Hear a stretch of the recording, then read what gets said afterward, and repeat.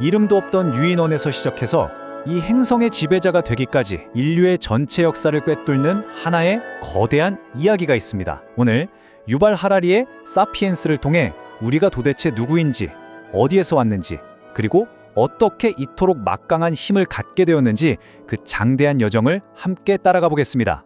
자, 한번 상상해 보세요. 지금으로부터 7만 년 전 아프리카의 드넓은 초원입니다. 굶주린 사자 한 마리가 당신 앞에 떡 버티고 있어요. 당신은 혼자입니다. 과연 이길 수 있을까요? 아마 택도 없었을 겁니다. 그 당시 우리 호모사피엔스는요, 개체로만 보면 먹이 사슬의 중간쯤 어딘가에서 겨우 살아남던 정말 별 볼 일 없는 동물 중 하나였거든요. 그런데 대체 어떻게 우리가 이 행성의 주인이 될 수 있었을까요? 자, 이야기의 첫 번째 막을 열어보겠습니다. 바로 이야기를 믿는 동물. 우리 인류가 다른 모든 동물과 완전히 구별되는 아주 결정적인 초능력을 손에 넣게 된 그 순간으로 함께 가보시죠. 약 7만 년 전쯤 우리 사피엔스의 뇌에서 정말 엄청난 변화가 일어납니다. 학자들은 이걸 인지혁명이라고 부르는데요. 이게 그냥 저기 사자 온다, 피해! 이런 식의 단순한 의사소통 능력이 생긴 게 아니었어요.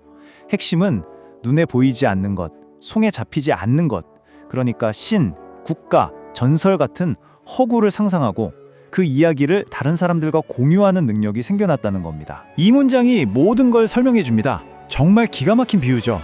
원숭이는 절대 이런 약속을 믿지 않아요. 오직 우리 인간만이 공유된 신화, 즉 보이지 않는 이야기를 믿습니다. 그리고 바로 이 능력 덕분에 서로 얼굴도 모르는 수많은 사람들이 같은 목표, 같은 믿음을 위해 어마어마한 규모로 협력할 수 있게 된 거죠. 이 허구의 힘이야말로 인류의 역사를 움직인 진짜 엔진이었습니다.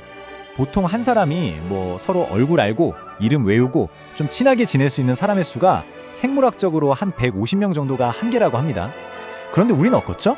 우리는 신, 국가, 법, 그리고 돈 같은 공동의 이야기를 믿음으로써 그 한계를 가뿐히 뛰어넘습니다. 수백만, 아니 수억 명의 사람들과 협력하잖아요? 네, 이것이 바로 우리 사피엔스가 지구를 정복한 첫 번째 비밀입니다. 자, 그렇게 대단한 능력을 얻었는데 그럼 이제 인류의 앞날은 탄탄대로였을까요? 여기서 이야기가 아주 흥미로운 방향으로 흘러갑니다. 바로 이막, 역사상 가장 거대한 사기입니다.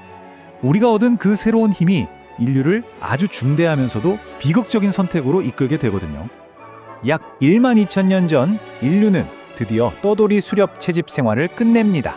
그리고 한 곳에 정착해서 농사를 짓기 시작하죠.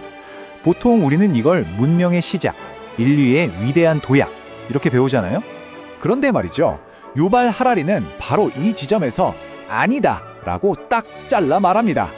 이건 위대한 도약이 아니라 인류를 덫에 빠뜨린 역사상 가장 거대한 사기극이었다고요.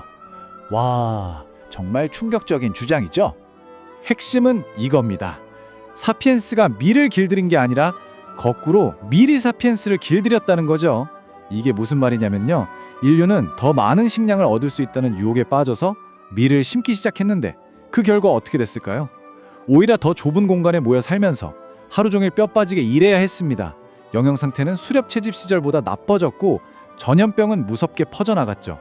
결국 밀은 전 세계로 퍼져나가며 대성공을 거뒀지만 우리 사피엔스는 그 밀밭에 묶인 노예 신세가 되고 만 겁니다. 자, 이제 이야기의 산막으로 가보겠습니다. 인류가 만들어낸 이 허구의 힘은 이제 스케일이 훨씬 더 커집니다. 전 지구를 하나로 묶어버리는 거대한 보이지 않는 제국들이 등장하는 거죠. 그 제국의 이름은 바로 돈, 제국, 그리고 종교입니다. 이 세 가지는 인류 역사상 가장 강력한 통합 시스템이라고 할 수 있어요. 서로 말도 안 통하고 문화도 전혀 다른 수많은 사람들이 이 거대한 상상의 질서 안에서만큼은 서로를 믿고 함께 뭔가를 할 수 있게 만들어줬습니다. 특히 돈은 정말 대단한 발명품이에요. 어떻게 보면 가장 완벽한 허구죠. 왜냐고요? 종교도 다르고 나라도 다른데 이 돈의 가치만큼은 전 세계 거의 모든 사람이 믿잖아요. 나는 당신이 누군지 모르고 믿지도 않지만 당신이 내미는 그 종이 쪼가리, 그 돈의 가치는 믿는다. 바로 이 단순한 믿음 하나가 전 세계를 하나의 거대한 시장으로 묶어버린 겁니다. 그리고 드디어 우리 이야기의 클라이맥스, 바로 과학혁명입니다. 이전 시대와 과학혁명의 가장 큰 차이점이 뭔지 아세요? 바로 우리는 모른다는 걸 공식적으로 인정한 거예요. 이걸 라틴어로 이그노라무스라고 하죠. 이전에는 모든 진리가 오래된 경전이나 위대한 스승의 가르침 안에 있다고 믿었다면 과학은 아닐 수도 있다. 우리가 직접 관찰하고 실험해서 알아내자라고 말하기 시작한 겁니다. 이 무지에 대한 인정이라는 아주 작은 생각의 전환이 인류에게 정말 어마어마한 신과 같은 힘을 안겨주게 됩니다. 자, 그렇게 해서 이야기는 마침내 현재 바로 우리 시대로 돌아옵니다. 이제 마지막 장, 신이 된 동물의 질문입니다. 맞아요. 우리는 이제 신과 같은 능력을 손에 넣었습니다. 하지만 동시에 아주 근본적인 위기에 봉착하게 됐죠. 우리의 힘이 어느 정도인지 이 숫자 하나만 봐도 느낌이 확 오실 겁니다. 전 세계에 야생 늑대가 몇 마리나 살고 있을까요? 고작 20만 마리입니다. 그런데 인간이 기르는 개는요, 무려 10억 마리가 넘어요. 이게 뭘 의미할까요? 우리는 이제 지구의 생태계를 넘어서 생명 그 자체를 우리 입맛대로 설계하고 바꾸고 있다는 뜻입니다. 에너지 사용량을 한번 볼까요? 우리 석기시대 조상님들은 먹고 자고 불 피우고 하는데 쓰는 에너지를 다 합쳐서 하루에 한 4,000칼로리 정도를 썼다고 해요. 그런데 지금 우리 현대인들은 어떤가요?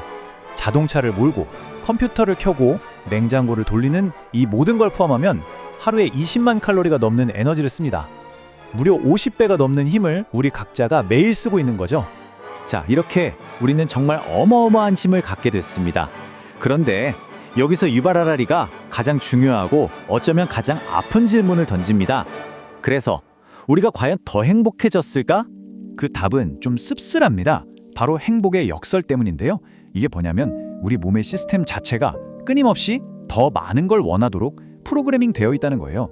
그러니까 객관적인 상황이 아무리 좋아져도 우리의 기대치도 그만큼, 아니 그 이상으로 높아져 버리는 거죠. 결국 우리는 늘 조금 더를 외치면서 결코 오랫동안 만족하지 못하는 쳇바퀴를 돌고 있는 셈입니다. 그래서 사피엔스는 바로 이 마지막 질문 앞에 우리를 세워둡니다. 우리는 이제 생명 자체를 설계하고 유전자를 조작하면서 말 그대로 스스로를 신으로 업그레이드 하려고 하고 있습니다.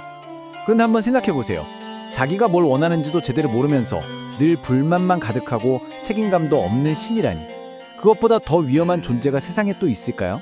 결국 인류의 미래는 우리 손에 달려 있습니다. 우리가 앞으로 어떤 이야기를 만들어 믿을 것인지, 그리고 어떤 욕망을 갖기로 선택할 것인지에 말이죠. 이 영상을 보시는 여러분은 무엇을 원하고 싶으신가요? 시청해주셔서 감사합니다. 구독과 좋아요 부탁드리고 다음 영상에서 만나요.